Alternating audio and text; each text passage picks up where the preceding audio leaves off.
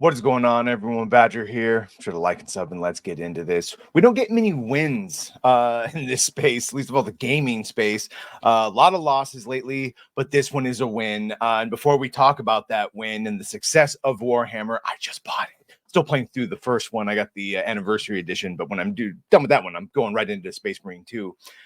I have heard some of the best things ever from a CEO, and that's from Matthew Karch of Saber, who was responsible at the top, of course, for the design of Space Marine and how from the beginning they just wanted to have some fun. They talked about, lamented the imposing of morals on other games and how games like Space Marine and Wukong are just there for fun and immersion. Glory kills, get the heart rate up a little bit, not preachy to anyone. You see the response to that comment from him was absolutely amazing. Gaming is healing. You could see people saying that. And then he basically confirmed it, saying, whoever wrote that seems pretty sharp.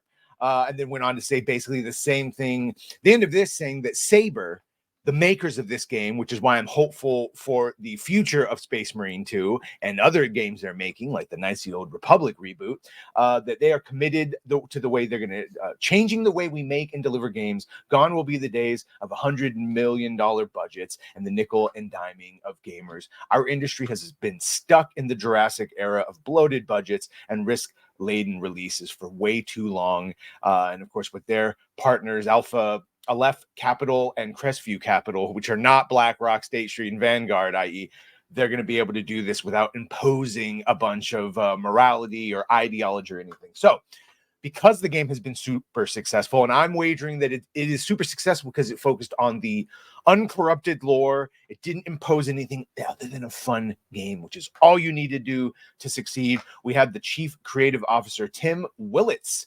talking about this. So September 11th, 2 days after the game released in full, Tim had this post.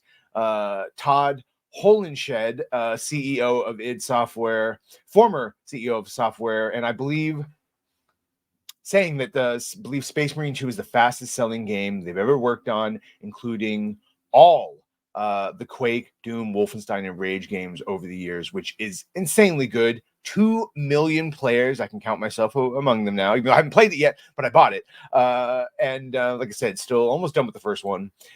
You go peak all time of 225,000 players, almost 226. And of course, the man himself, Henry, playing it, says he loves it. So that is a good thing. God bless him. No word on his television series. In fact, we're at the end of this month. If we don't announce something, they're going to hit that period where it's all null and void. So, but the game, sequels or DLC, is what is being talked about. So according to Willis, the success of this whole endeavor has led to discussions about story DLC as well as sequel. So our game director has proposed some story ideas that could either be DLC or a sequel. We're literally just catching our breath. This is 2 weeks out. We just need to get the dust to settle, but I can confidently say that we will not disappoint our Warhammer fans in the future. It's too big of a success. I know that's obvious to say, but hopefully we'll be working on Space Marine content for a long time.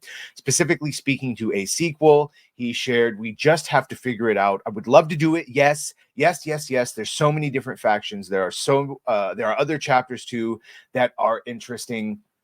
He also indicated that Saber had plans to support the game for a long time, explaining how it's going to use the same model it used for World War Z. One of the reasons we got 25 million people in World War Z is because every time we release a new DLC pack or a free class and we had a sale, people would buy it. We literally see a spike. We put out a video promoting a new character pack. We see a spike in sales. So it just drives attention and drives awareness. There's always one guy that says, guys, come on, there's new stuff coming up, and then says, okay.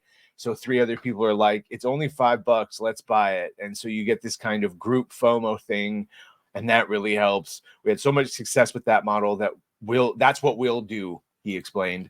Also sharing that the team is developing new classes for the game. Yeah, so people like ABF and Hayden or Great Dead Pulio, you guys are probably already done, maxed out all the classes. So new classes are coming.